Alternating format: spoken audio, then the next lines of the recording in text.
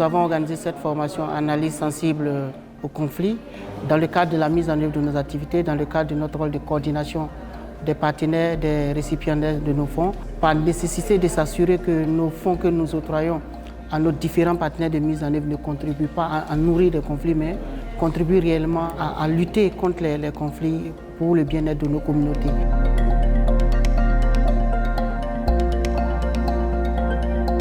L'approche qu'on a utilisée pour la formation, c'est d'abord les familiariser avec les outils d'analyse sensible au conflit. Et qu'à la lumière de ces outils, eux-mêmes, ils vont réfléchir sur les projets qu'ils sont en train de mettre en œuvre pour voir si ça cadre bien avec les normes. Eux-mêmes, ils ont constaté qu'il y a une nécessité de toujours mener une analyse sensible au conflit.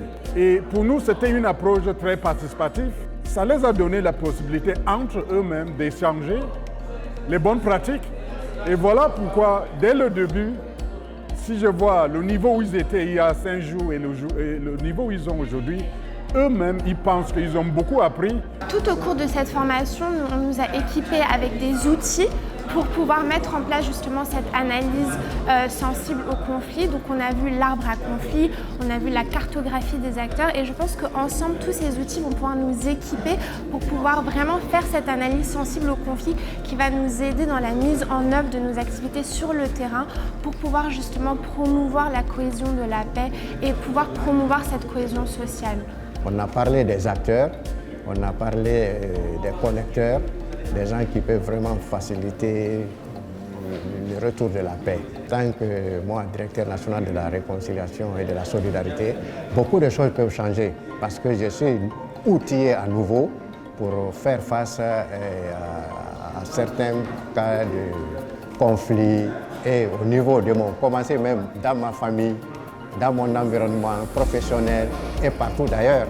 Ces outils-là me permettent vraiment d'être capable de gérer les conflits et de les prévenir. J'ai bien apprécié l'interaction qui est intervenue entre le formateur et puis nous, les participants. Non seulement entre lui et nous, mais aussi entre les différents participants, parce que ça a permis de dresser certaines expériences vécues par certaines organisations. Et voilà que cela devient un terreau très utile pour nous, en tout cas ONG, qui aspirons à avoir de futurs projets, de mieux nous outiller, de mieux nous préparer pour essayer d'aborder les futurs appels à candidature. Nous, en tant que jeunes, quand nous sommes outillés dès la base âge et apprendre ces choses, ça va nous aider. Même au lieu d'être du côté de ceux qui alimentent les conflits, nous allons être plutôt du côté de ceux qui atténuent les conflits, qui cherchent à résoudre les conflits. Et je pense que les partenaires peuvent compter sur la jeunesse, parce que si nous sommes formés, ce n'est pas pour aller déposer ou mettre cette formation dans des placards et puis rester sans rien faire. C'est pour vraiment c'est pour apporter notre valeur ajoutée à la contribution, à la consolidation de la paix. C'est ceux-là même au sein des agences et des ministères qui s'occupent de l'écriture des projets, de leur conception, qui sont donnés rendez-vous ici. Et ça, c'est extrêmement important parce que les cabinets ministériels auraient pu envoyer d'autres personnes. Le secrétariat et le bureau du coordonnateur résident n'allaient pas dire non.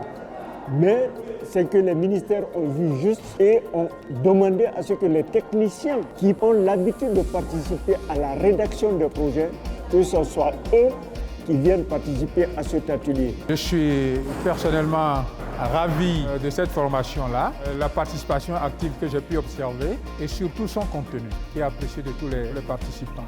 La question des conflits est une question centrale, quel que soit le pays que l'on considère.